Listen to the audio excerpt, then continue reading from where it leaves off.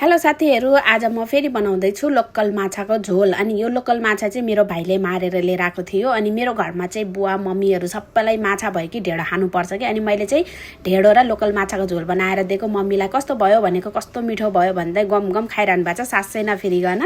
अनि मैले चाहिँ माछा चाहिँ पहिल्यै तारेर राखिसकेको थियो। अनि यहाँ देख्न सक्नुहुन्छ मसिनो ठुलो सबै मिक्स छ। अनि मैले चाहिँ तेल तताए, तेलमा प्याज थोरै राखे, टमाटर हालेर चलाउँदै छु मज्जाले। अनि पिनेको यो जिरा र लसुन पनि मैले राखिदिए। अनि थोरै बेसार नुन राखेर फेरि चलाउँदै छु।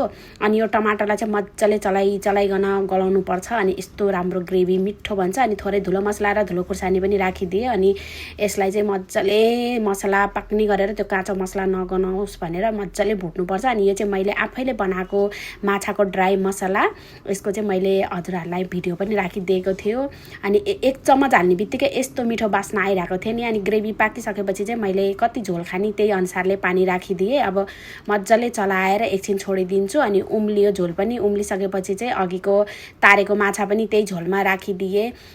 सबैजनाले चाहिँ मेरो यो माछा बनाएको भिडियोहरू यस्तो मन पराउनुहुन्छ। अनि कमेन्टमा पनि कतिजना माछा बनाएको भिडियो हाल्नु भनेर भनिरहनु भएको थियो। अनि मैले चाहिँ आज फेरि लोकल माछा बनाएको भिडियो हालेको छु। सबैजनाले चाहिँ हेरिदिनु होला। अनि एकदमै मन पराइदिनुहुन्छ मेरो भिडियो, त्यसको लागि पनि धन्यवाद। अनि माछा चाहिँ रेडी भयो, हेर्नुस् त। अनि मैले खनाइदिएँ। अब त्यही कडाईमा मैले ढेडो पनि ओडाल्छु।